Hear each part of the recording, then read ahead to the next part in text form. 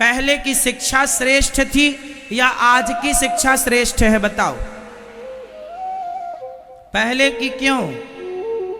क्योंकि पहले के शिक्षक जिम्मेदारी से पढ़ाते थे और पढ़ाने का कोई शुल्क नहीं, विद्या बिकाऊ नहीं थी तब। आज विद्या पैसे से मिल रही है, तो पैसे से मिलने से उसका प्रभाव खत्म हो गया। पहले की शिक्षा मालिक बनाती थी, आज की शिक्षा नौकर बनाती है। पहले की शिक्षा क्या बनाती थी? पहले की चाणक्य की शिक्षा ने चंद्रगुप्त को सम्राट बना दिया, हाँ या ना? और आज की शिक्षा ने तुम्हें नौकर बना दिया है। क्या कर रहे हो? नौकरी। तो पहले की शिक्षा मालिक बनाने की थी, आज की शिक्षा नौकर बनाने की है। इसलिए पहले की शिक्षा ज्यादा श्रेष्ठ है। पहले का ज्ञान सर्वश्रेष्ठ था। सुदामा जी पढ़ते थे। जो लोग कहते हैं ना कि भारत में पहले शिक्षा नहीं थी, वह भारत के बारे में कुछ जानते ही नहीं। जब दुनिया के लोग कपड़े पहनना नहीं जानते थे, वैसे भी अभी भी कहाँ जान रहे हैं दुनिया के लोग। जब दुनिया के लोग कपड़े पहनने नहीं जानते थे, तब भारत में गुरुकुल हुआ करते थे और हमारे देश के बच्चे वेद पुराण पढ़ा करते थे, उच्च कोटि का ज्ञान सीखा करते थे। अरे ज्ञान ना होता तो बिना पढ़े क्या आर्यभट्ट ने 0.0 दे दिया? भाई शून्य किसने दिया? आर्यभट्ट ने। तो आर्यभट्ट इतने पढ़े थे, शून्य दे दिया। आज की पढ़ाई क्या इतनी श्रेष्ठ है कि वो गिनती का आविष्कार कर ले या संख्या का आविष्कार कर ले? इसलिए अब यहां एक सवाल खड़ा हुआ कि दुनिया में जब लोग पढ़ना लिखना नहीं जानते थे, तब हमारे यहाँ गुरुकुल होते थे, पर हमारे भारत को आज लोग अशिक्षित घोषित करने में लगे हैं कि भारत में शिक्षा नहीं है। अरे हमारे यहाँ सम्राट बनने और बनाने की शिक्षा रही है। हमारे यहाँ जैसी शिक्षा ना कहीं थी। भगवान राम भी पढ़ने गए थे, राम के समय भी शिक्षा का महत्व था। भगवान कृष्ण भी पढ़ने गए। शिक्षा का उल्लेख हजारों साल पहले हमारे वेद पुराणों में मिलता है। मतलब हमारे यहाँ शिक्षा को लेकर लोग कितने जागरूक थे। आज लोग नारा देते हैं बेटी पढ़ाओ बेटी बचाओ, सही है, पर बेटी पढ़ाओ, पढ़ाना चाहिए, पर यह नारा आज का नहीं है साहब। हमारे यहाँ पहले अशिक्षा थी ही नहीं। बताओ, महारानी पद्मावती का नाम तो सुना होगा, वो पढ़ी लिखी थी या अशिक्षित थी? हमारे राजस्थान में ही ऐसी कितनी रानियों का इतिहास आपको मिल जाएगा, कितनी बेटियों का इतिहास मिल जाएगा जो पति के मरने के बाद उन्होंने राज्य सिंहासन संभाल कर और अपनी प्रजा की रक्षा के लिए युद्ध जीती हैं, लड़ी हैं। ऐसा नहीं, लड़कर जीता है, हाँ या ना? तो क्या शिक्षित नहीं थी तो जीत गई? अरे पढ़ी लिखी थी। झांसी की रानी पढ़ी लिखी थी कि मूर्ख थी? फिर कैसे, किस आधार पर कहा जाता है कि भारत में पहले लड़कियों को पढ़ाया नहीं जाता था? ये कौन मूर्ख लोग प्रचार कर रहे हैं भारत का ऐसा? हमारे यहां यदि अनपढ़ लोग थे तो झांसी की रानी ने तलवार चलाना, भाई उस जमाने में जो शिक्षा थी वो पढ़ ली उनने। पहले की शिक्षा युद्ध शिक्षा हुआ करती थी। पहले की शिक्षा क्या थी? जोर से, युद्ध नीति और अर्थनीति। अर्थनीति और शिक्षा नहीं, युद्ध नीति, युद्ध कैसे जीतना है। भाई आज की शिक्षा में इंटरनेट जुड़ गया है, उस जमाने की शिक्षा में इंटरनेट नहीं था, उस जमाने की शिक्षा में कंप्यूटर नहीं था, लेकिन शिक्षा तो थी, हाँ या ना? अब आप कह दें कि पहले लोग अनपढ़ थे, जानते ही नहीं थे। कैसे नहीं जानते थे साहब? अनपढ़ थे तो दशमलव कहां से आ गया, शून्य कहां से आ गया? फिर झांसी की रानी और तमाम रानी दुर्गावती, रानी अहिल्याबाई जैसी, पद्मावती जैसी महारानी वीरांगनाओं की चर्चा कैसे मिलती है? और इनका इतिहास पढ़ने पर ये पढ़ी लिखी नारियां थी, शिक्षित नारियां थी, अत्यधिक समझदार नारियां थी, हाँ या ना?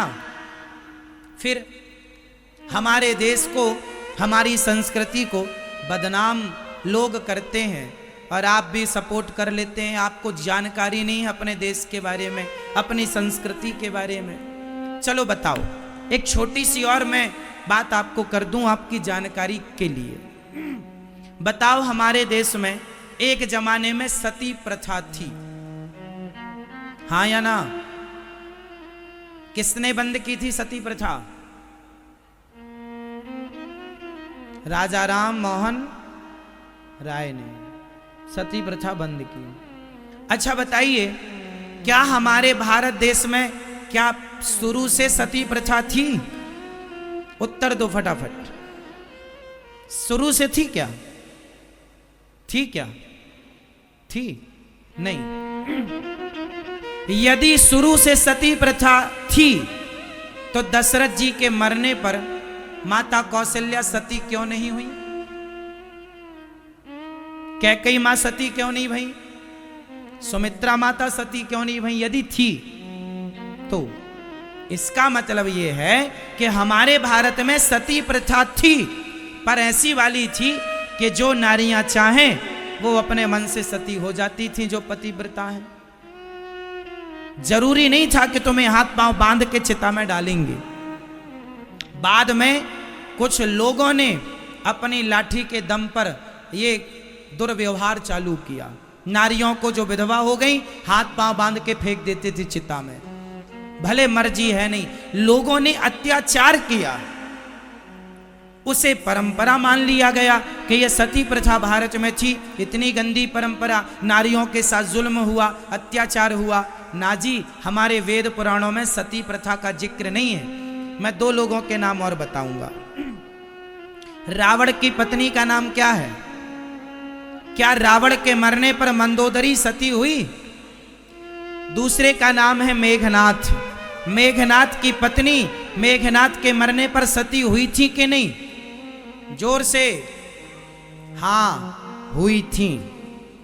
मेघनाथ की पत्नी सिलोचना पति के मरने पर हुई थी ना, तो उन्हें जबरदस्ती डाला नहीं गया चिता पर।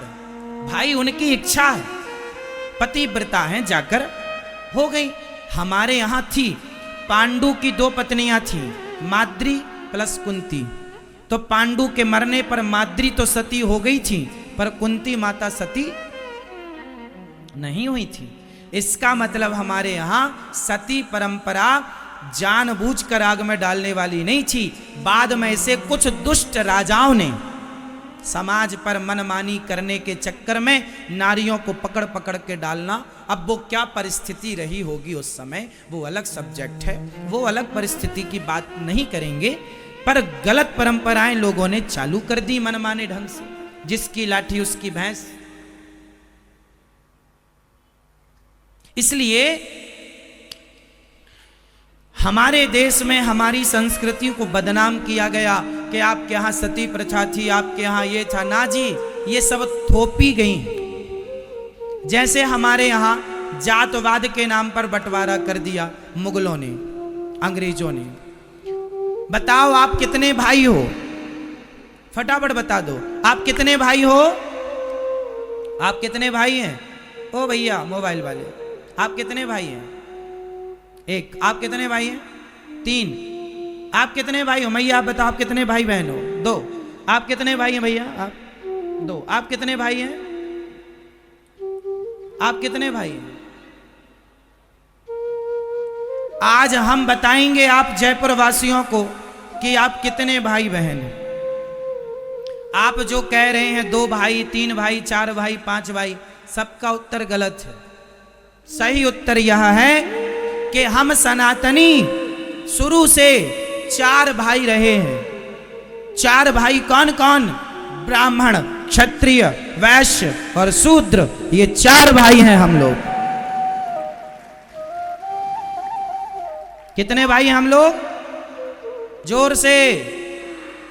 इन चारों को अंग्रेजों ने लड़ाया आपस में। राजाओं को राजाओं से लड़ाया, ऊंचे को नीचे से लड़ाया। फूट डालो शासन करो किसकी नीति थी? जोर से, जोर से, अंग्रेजों की थी। इसलिए आपसे मेरी विनती है, वो जमाना अलग रहा, पता नहीं क्या मजबूरी रही होगी उस समय की, वो लड़ते रहे। हाथ जोड़ता हूं, आप ना लड़िएगा। जहां सुमति तहां संपत्ति नाना, जहां कुमति तहां विपत्ति निदाना। आप जब जब लड़ोगे, जब जब लड़ोगे तब तब बटोगे, और बटोगे तो मिटोगे। इसलिए संगठन, संगठित रहना आज की जरूरत है। इसलिए हम चार भाइयों को, ब्राह्मण, क्षत्रिय, वैश्य और शूद्र, सबको गले लगाओ। सबके दुख सुख में सम्मिलित होकर भूल जाओ कि हम ब्राह्मण हैं, हम क्षत्रिय हैं, हम वैश्य हैं, हम शूद्र हैं। ये याद रखो कि हम चारों एक हैं। यदि बट गए तो मिट जाओगे।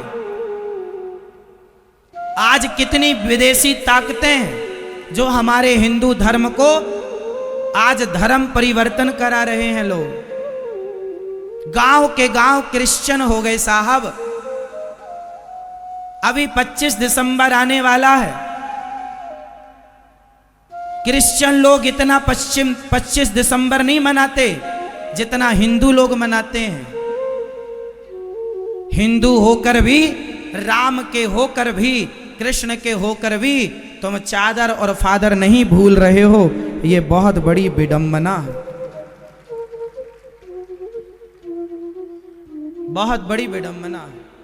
तुम्हारी आपस की फूट। बताओ, राजस्थान का मैं इतिहास उठाकर आपको बताऊं, ये राजस्थान पर यदि मुगल आए, यदि अंग्रेज आए तो क्यों आए? क्योंकि राजस्थान के राजा महाराजा आपस में लड़ते थे। यदि इनमें संगठन होता तो क्या राजस्थान की तरफ, भारत की तरफ कोई माई का लाल आंख उठाकर देख सकता था? महाराणा प्रताप का साथ यदि उस समय के सभी राजाओं ने दे दिया होता तो क्या होता, क्या तस्वीर होती? लेकिन आपस में लड़ना हम लोग शुरू से लड़ते आए हैं, और उसी लड़ाई का परिणाम है कि हम बिखर गए। हाथ जोड़ता हूं मेरे माँ, मेरे भाइयों, बहुत बिखर लिया, बहुत बिखर गए। अब संगठित हो जाइए, सबको गले लगाइए, सनातनियों से प्यार कीजिए। ये अपने हैं। बताओ, ब्राह्मण के पिता का नाम क्या है? क्षत्रिय के पिता, वैश्य के पिता और शूद्र के पिता का नाम बताओ। बताओ, ब्राह्मण के पिता का नाम क्या है? आप बताओ, आप बताओ, बताओ। चारों से पूछ लेंगे एक एक। बताओ, नहीं पता आपको? पता ब्राह्मण के पिता, क्षत्रिय के पिता, वैश्य के पिता? नहीं। ब्राह्मणोस्य मुखमासीद बाहु राजन्यः कृतः ऊरु तदस जद वैश्यः पदभ्यांगुं शूद्रो अजायत। ये वेद मंत्र है। ब्राह्मण भगवान के मुख से प्रकट हुआ, क्षत्रिय भगवान की भुजाओं से, वैश्य भगवान के जंघाओं से, और शूद्र भगवान के चरणों से। चारों तुम भगवान से पैदा भय हो, तो चारों के बाप तो एक ही हुए। तुम सब भगवान की संतान हो। पता नहीं तुम्हारे में ये ऊंच नीच का जहर किसने घोल दिया। इंसान, जो आदमी इंसानों से नफरत करे और पत्थर की मूर्ति की पूजा करे, इंसानों से नफरत करते हो और पत्थर को 56 भोग चढ़ाते हो, ये कैसी समझदारी है आपकी? इसलिए इंसानों से प्यार करो। राह में आए जो दीन दुखी, सबको गले से लगाते चलो। लड़ना मत मेरी माँ, मेरे भाई, अमीर गरीब सब मिलकर रहना। ब्राह्मण क्षत्रिय वैश्य शूद्र संगठित रहना, वरना एक झाड़ू पूरे कचरे को साफ करती है, पर वही झाड़ू यदि बिखर जाए तो स्वयं कचरा हो जाती है। इसलिए संगठन में ताकत है, बिखरने में तो शक्ति नष्ट हो जाएगी। एक लाठी कोई भी तोड़ सकता है, पर लाठियों का समूह कोई नहीं तोड़ सकता। इसलिए जहां सुमति तहां संपत्ति नाना, जहां कुमति तहां विपत्ति निदाना। संगठन जरूरी है। तो आज से कौन कौन संगठित रहेगा? कितने भाई हैं आप लोग? कौन कौन? चारों मिलके रहेंगे? फूट तो नहीं पड़ेगी आपस में? प्यार से सबके काम आओ, सभी में बांट कर खाए, उसे इंसान कहते हैं। पराया दर्द अपनाए, उसे इंसान कहते हैं। इंसानों से प्यार करना सीखो।